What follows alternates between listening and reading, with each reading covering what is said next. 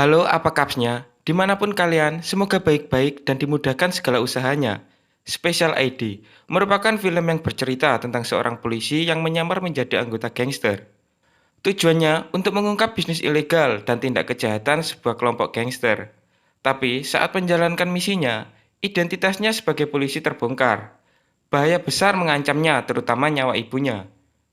Oke, sebelum lanjut, alangkah lebih baik menekan tombol subscribe dan nyalakan tombol lonceng notifikasi agar tidak ketinggalan video-video dari channel ini.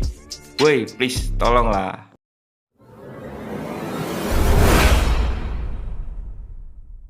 Di awal film, kita diperlihatkan jagoan kita yang bernama Zilong. Dia bermain mahjong bersama 3 orang. Zilong dipaksa harus memenangkan permainan ini agar 3 anak buahnya bisa bebas. Mereka dihajar setelah tertangkap membuat rusuh di wilayah geng lain. Sepertinya, Zilong sudah menyiapkan rencana. Itu terlihat saat dia melihat jam tangannya. Mungkin karena hoki, dia berhasil memenangkan permainan ini, dan ketiga anak buahnya dapat dibebaskan. Saat akan keluar, mereka langsung menutup pintu dan memotong langkah Zilong. Ternyata, mereka masih tidak terima, dan salah satu dari mereka mengajak Zilong bertarung.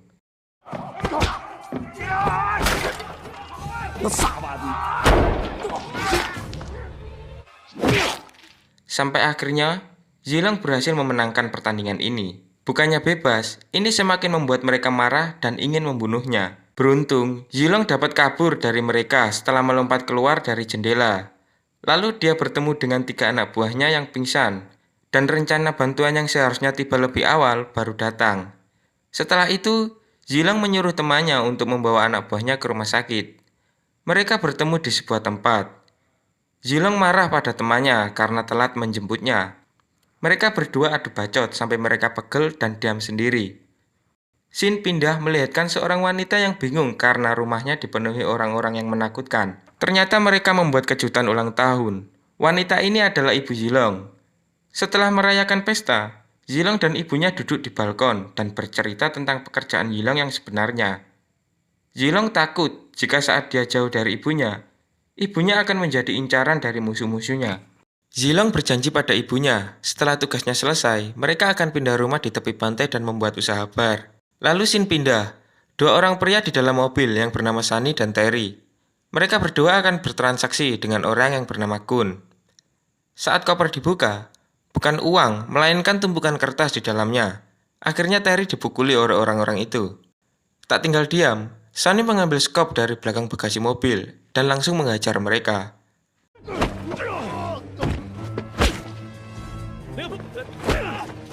Sunny menyuruh Terry memukul kepala Kun, tapi Terry tidak memiliki nyali.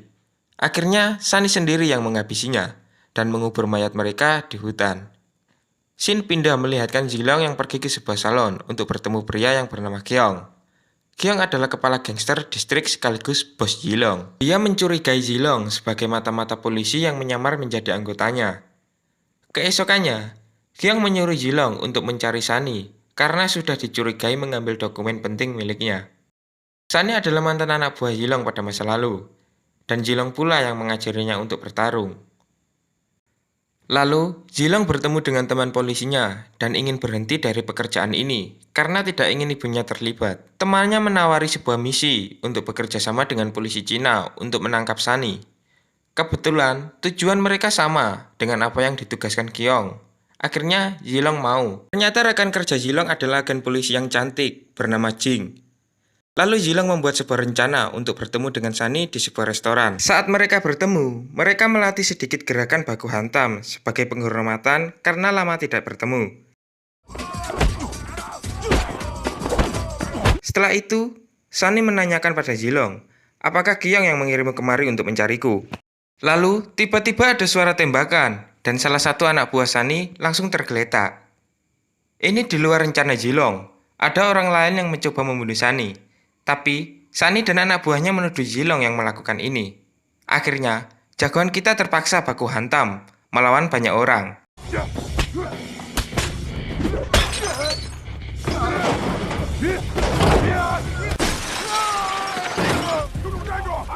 Sampai Zilong terkepung, dan akhirnya bantuan datang. Sunny dan semua anak buahnya ditangkap.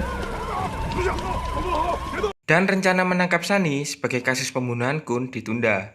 Sekarang mereka fokus menangkap penembak jitu misterius yang ikut campur urusan mereka. Shin pindah ke sebuah kapal. Di sini Kyung mempertemukan Sunny dan Jilong dan memberitahu siapa penembak jitu misterius itu. Ternyata penembak jitu misterius itu adalah orang suruhan Kyung sendiri untuk membalaskan dendam kematian Kun. Setelah itu, Jing dan Jilong berangkat mencari penembak jitu itu ke sebuah apartemen. Dan terjadilah baku tembak antara mereka dan penembak jitu.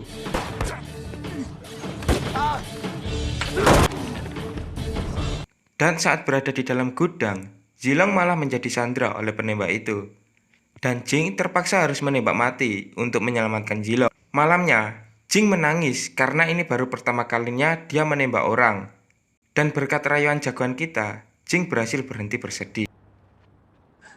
Beberapa hari kemudian, Jilong bertemu Sunny dan Terry untuk melakukan kerjasama bisnis dengan mereka.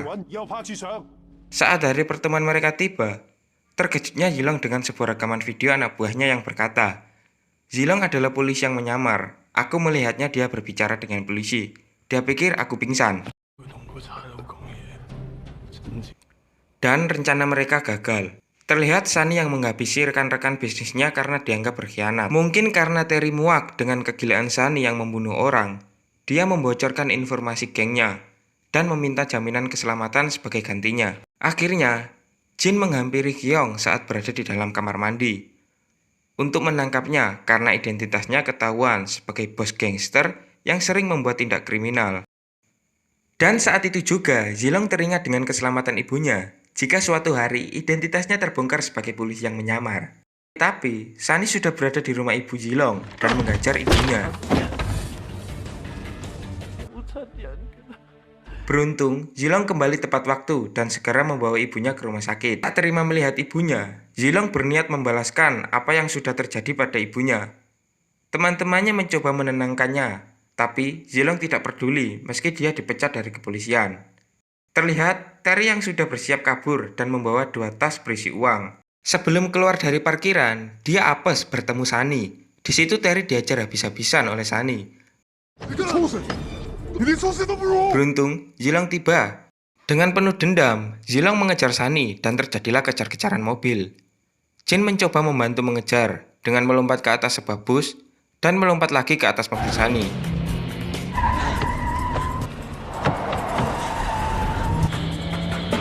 Tapi di sini Jin dilempar keluar ke jalan oleh Sunny. Setelah terjadi kejar-kejaran yang sangat menegangkan, akhirnya mereka sampai ke sebuah proyek jalan. Jilong mendorong mobil Sunny sampai terjatuh dari atas sebuah jembatan layang. Jilong merasa lega setelah melihat mobil Sunny meledak. Tapi, sebenarnya Sunny tidak ikut terjatuh bersama mobilnya. Dia masih berada di ujung jembatan dan bersembunyi di bawah mobil Jilong.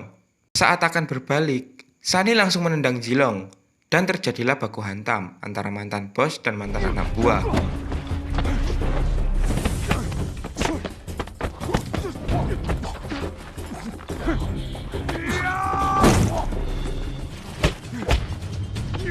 Dan sampai akhirnya, Jilong mengeluarkan tendangan full cakra tepat di dada Sunny dan membuatnya tak sanggup bangkit lagi.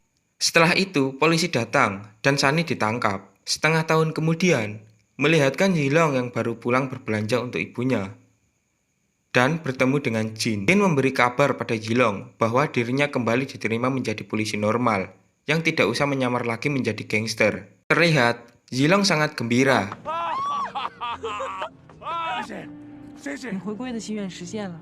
Dan film pun selesai. Akhir yang sangat bahagia. Jilong mendapatkan pekerjaannya kembali. Dia juga berhasil membuat bar di tepi pantai bersama ibunya dan menemukan kekasih yang sangat cantik, idaman semua lelaki. Semoga kita semua mendapatkan akhir kisah hidup seperti ini.